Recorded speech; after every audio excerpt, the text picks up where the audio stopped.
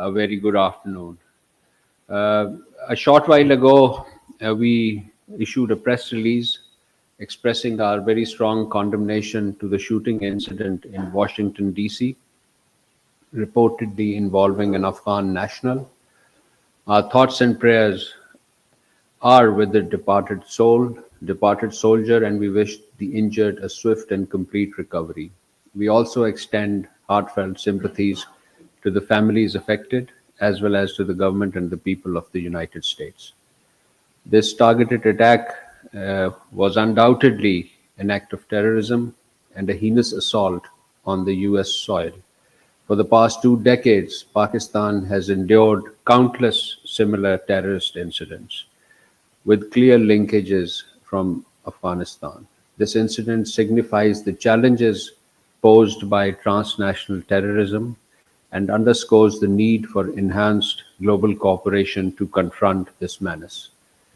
This incident heralds a troubling resurgence of terrorism on a global scale. The international community must take note and reinvigorate collective efforts in counterterrorism. Pakistan remains committed to working with the United States and wider international community to address the shared challenges of terrorism. On a similar note, late last night, we also expressed our views on killing of 3 Chinese nationals in Tajikistan. We expressed condolences and solidarity with the governments and the people of China and Tajikistan. Pakistan has consistently stressed that Afghan territory must not be used for terrorism against its neighbors or any other country. This repeated use of Afghan soil by terrorist elements and their continued presence under the patronage of Afghan Taliban regime is a matter of serious concern for the entire region and the wider international community. Concrete and verifiable action against the perpetrators, abettors, facilitators, and financiers of terrorist groups operating from Afghan soil is the only way to address this growing menace. Pakistan will continue to work closely with China, Tajikistan, and our other regional partners to promote peace, security, and stability in our shared neighborhood. Ladies and gentlemen, now rounding up to other important week's activities, we begin with the Prime Minister's important official visit to the Kingdom of Bahrain from 26th to 27th November. The Prime Minister met with the King of the Kingdom of Bahrain, His Majesty King Hamad bin Isa Al Khalifa, where he received the revered award of the Order of Bahrain First Class. The Prime Minister also met with the Crown Prince of Bahrain, His Royal Highness Salman bin Hamad Al Khalifa. Prime Minister highlighted the potential to increase bilateral trade between the two countries to $550 million to $1 billion, supported by the Pakistan GCC free trade agreement, which, as you might know, is in an advanced stage of finalization, and also because of the recently eased visa requirements. For deeper economic cooperation between the two countries, the Prime Minister invited Bahraini investors to explore opportunities in food security, IT construction, mines, minerals, healthcare, renewable energy, and tourism. Upon conclusion of the discussion, the leaderships expressed confidence that they will translate our very good bilateral relations into tangible outcome, further elevating our relations across strategic, economic, security, and people-to-people domains. The two sides held detailed discussion on Pakistan-Bahrain historic ties, including a very pleasant legacy that Quaid-e-Azam Muhammad Ali Jinnah, in his role as a lawyer, had represented Bahrain in one of the court cases. While accompanying the Prime Minister on his visit, Deputy Prime Minister and Foreign Minister Senator Mohammad Ishaq Dar met with the Minister of Finance and National Economy of Bahrain, His Excellency Sheikh Salman bin Khalifa Al Khalifa. They reaffirmed their commitment to further strengthen the ties with a special focus on economic cooperation, particularly in fintech and banking. They also discussed exploring central bank collaboration and established joint teams to develop roadmap for enhanced economic partnership. This visit underscored Pakistan's continued engagement with the kingdom, aimed at fostering result-oriented and strategic partnership between the two countries. Ladies and gentlemen, this week we received the Secretary of the Supreme National Security Council of the Islamic Republic of Iran, Dr. Ali Larijani. He was in Pakistan from 25th to 26th November.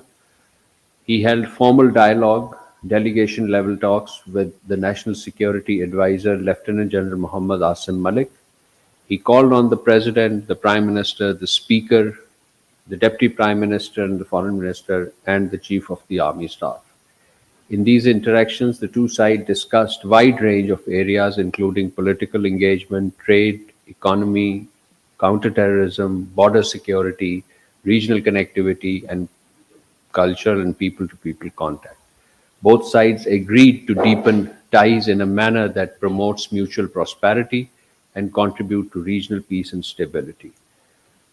The two sides held comprehensive exchanges on key regional and international developments, emphasizing importance of close coordination and peaceful settlement of disputes to advance shared objectives of stability and progress. Pakistan and Iran expressed a resolve to continue working together at regional and multilateral fora. The visit injected positive momentum in our relation, fostering greater cooperation and promoting mutual understanding. This week, the Indian Defence Minister made some provocative remarks on the Sindh province. We strongly condemn such remarks as delusional and dangerously revisionist, marking a clear violation of international law, the inviolability of recognized borders, and the sovereignty of states. Such provocative rhetoric cannot divert attention from the plight of Indian citizens, particularly vulnerable minority communities, suffering discrimination rooted in faith-based prejudice and historical distortions. India would also do well to address the persistent grievances of the people in its northeast, many of whom continue to face systemic marginalization, identity-based prosecution, and cycle of state-enabled violence. While Pakistan remained committed to peaceful resolution of disputes with India on the basis of justice, equity, and established international legal norms, we are firmly resolved to safeguard our security, national independence, and sovereignty. We also noted with grave concerns the finding by the United Nations experts on Indian illegal mayas in the Indian illegally occupied Jammu and Kashmir. These UN experts, as you would recall, had underscored the severe and systemic human rights violation endured by the Kashmiri people under Indian occupation. The UN experts have rightly raised alarm at extensive arbitrary arrest and detention of nearly 2,800 Kashmiri individuals, including journalists, students, and human rights advocates. This was the persistent application of draconian legislations such as PSA and UAPA had facilitated indefinite and unjustifiable detentions. Kashmiris under Indian illegal occupation are suffering from torture, custodial death, incommunicado detention, and denial of due legal process, as well as denial of family contacts, punitive demolition and forced eviction of homes, recurring communication blackouts, and suppression of press freedom, including the blocking of 8,000 social media accounts, as well as the accompanying rise in hate speech. These findings reaffirms Pakistan's long-standing concerns regarding state-sponsored persecution of Kashmiri Muslims, as well as discrimination against minorities. Across India, lynching and harassment directed at Kashmiris and Muslim communities are equally deplorable and deeply troubling.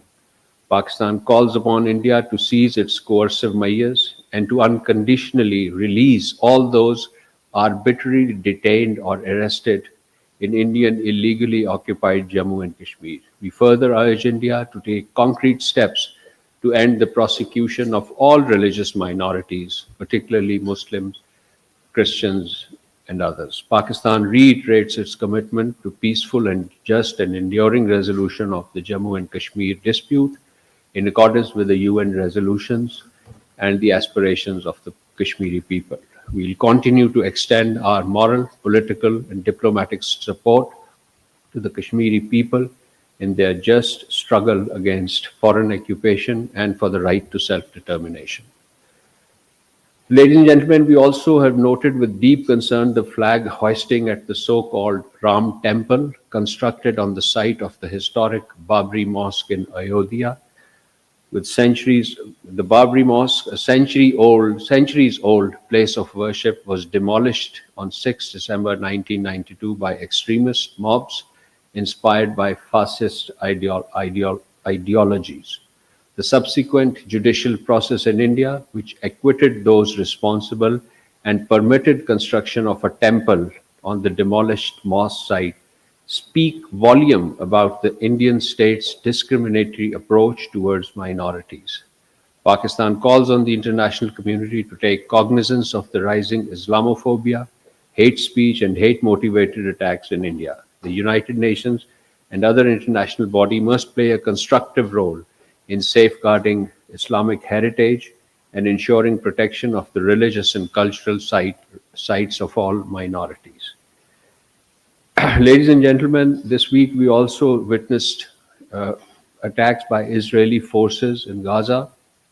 We condemn these attacks in the strongest terms, which have resulted in death of several Palestinian civilians, including women and children, and have left many more wounded. Such actions constitute blatant violation of international law, relevant UN resolutions, and the recently concluded peace agreement at Sharm el-Sheikh. These attacks also undermine international efforts aimed at achieving peace and stability in the region. Pakistan remains firm in its principal position in favor of the establishment of an independent, sovereign, viable, contiguous state of Palestine based on pre-June 1967 border with Al-Quds al-Sharif as its capital.